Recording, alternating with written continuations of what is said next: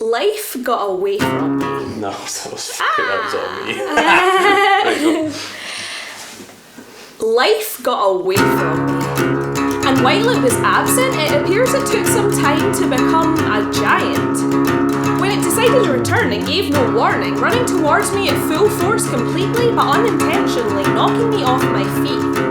There are whispers in the space in which I had just been standing, contemplating the truth in a fable that this life is just an elusive creature, dominating, demanding that you put food on the table or for you to decide how much of your core being should be malleable when you are unable to function as a mess that, in its intrinsic makeup, is unrelentingly directionless.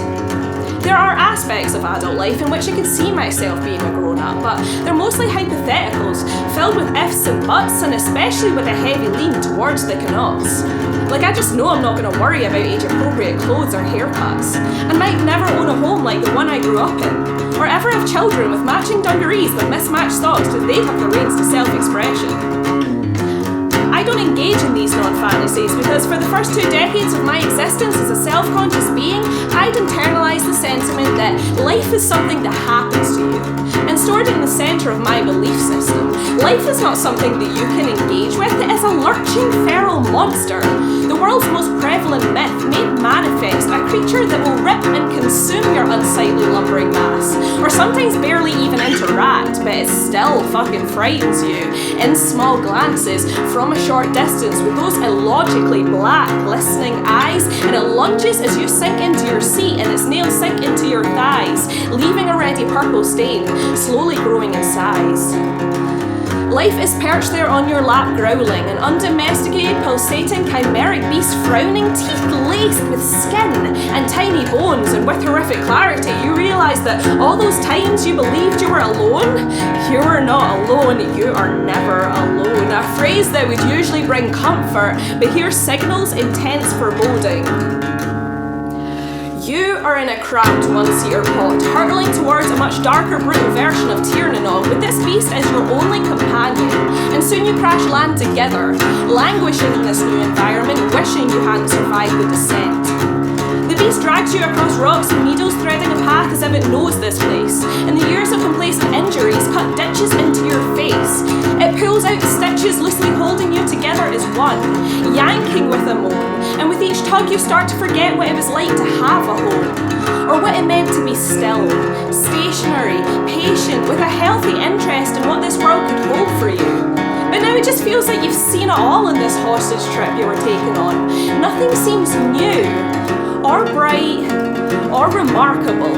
It's just the same old path after path of sharp objects, dull chaos, and predictable nervousness. So, you want mystery? You want excitement, the beast says, breaking its lifelong silence. Then fine, here's a twist. And all of a sudden its weather claws twitch and drop your wrist. Your hand falls to the ground and your head shortly follows as the impact of the beast's words begin to resonate and hollow harshly into your soul, and you fold into yourself, distorting. And the beast continues with, "You never said a thing! I'm aware I'm humongous and terrifying, but this is what I do. My purpose is to be your life, and without guidance I cannot help you. Without a voice I will wander, without direction I will saunter as far as your legs can walk, and I will keep as that monotony if you refuse to talk." Life is something that happens to you? Yeah, I read your thoughts. I know how that sentence echoes, but it translates as nonsense. There are 2 of us here, you and little old me. And you can see me as your prison guard, or you can see us both as free. Tiernanog is what you make of it, and it's not the hell that you imagined. And I don't know who taught you that you are inherently damaged or unable to interact with the so-called beast at your side. But if you just stand up and start walking, then I'll follow in your stride. I'll see what you see, and I can tell you what I know, and I can help you heal, and in time you will grow. Not just emotionally, but also physically quickly into a huge beast like me. You'll cover more ground with each step and see miles above the trees. Your head will wobble and bob through low-hanging clouds, and sometimes you won't be sure of where to tread because of that heavy shroud. But that is just a part of this land. It'll linger sometimes regardless of where you stand. But you will get better at knowing when to stop and rest and abandon the idea that existence is just one big test, cyclically questioning without any means to acquiesce and surrender. In the end, you'll never really know if you gave the right answers. But at least you tried. My God, you tried. I know they always said tests were important, but hey, maybe they lied. Like when you look at the dung beetle pushing shit up the hill just to see it roll down the other side, or the chickens laying their eggs not knowing they'll end up poached and fried, or that incessant ebb and flow of salt water on the beach in a rising tide. As much as it is tempting to subscribe to the anxieties amongst organisms of every size, there is a constant Sisyphean grinding of trying to stay alive without an obvious location where the meaning of life resides. One of the most freeing activities for a spiraling mind is to get out of the seductive habit of constantly asking why. You've been saying it for years, but never out loud, and your fear that I life might suddenly disappear at the very instance of being asked why I am here, or who I am to you, or if I'm all in your mind, or if I were to die, would it also be your last corporeal sigh before you winked out of reality in the blink of an eye? Well, at this point, you emerge from the hopeless hole into which you fell, as a quiet, almost forgotten sound creeps forth from the inner self. I don't know. It speaks! The beast bellows. Finally, my shadow has something to say, and just those 3 words are enough to start us on our way. Which path should we take? Again, I don't know. A smirk. A little unoriginal, I will say that, but even the tiniest step is a mark in the map of that which will get us moving again. What do you say, friend? Can I call you a friend? Can you see life as something to accept and not as a source of fear and torment? Okay, well, to paraphrase the Cheshire Cat in a bastardization of the original paragraph, it doesn't matter which way you go, you're sure to get to somewhere if you only walk long enough. Now, that doesn't sound too rough, does it? Think of how far we travelled when you didn't want to one bit. Every time you squeezed through tunnels through which you normally couldn't fit, struggles like this merged us into a single unit. You and life, crumbling rocks against your skin, and all the while harbouring a strange resilience, strengthening within. Even when you felt empty, even when you thought life was just dragging around a husk, you grew tough, but stayed soft. You became a necessary paradox to ask your own existential questions to. So now answer me this one. Between me and you, on this journey, who's following who? I still don't know, you mutter.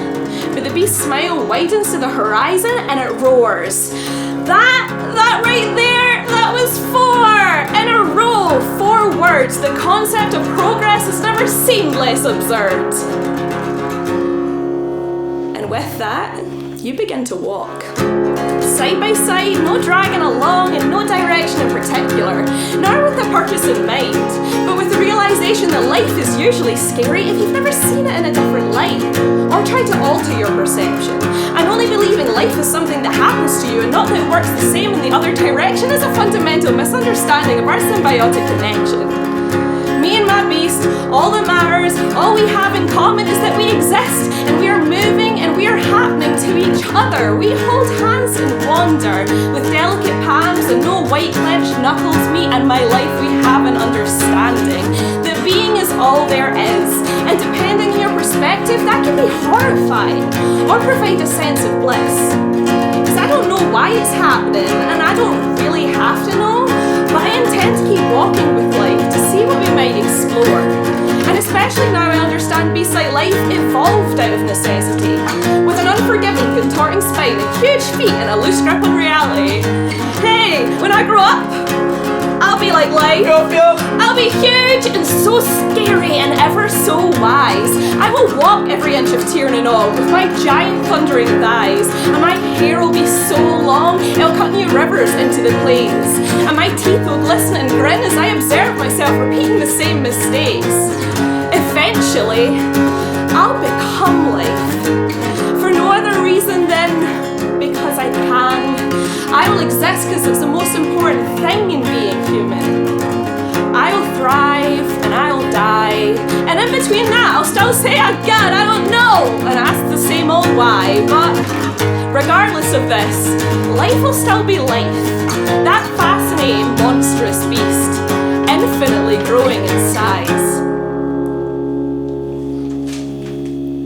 Fuck yeah, fuck yeah.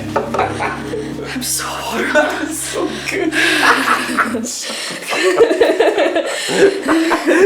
nailed that. Yeah, that was really good. That was cool. Let's never do that again. We're done. Burn it. I feel like I got possessed.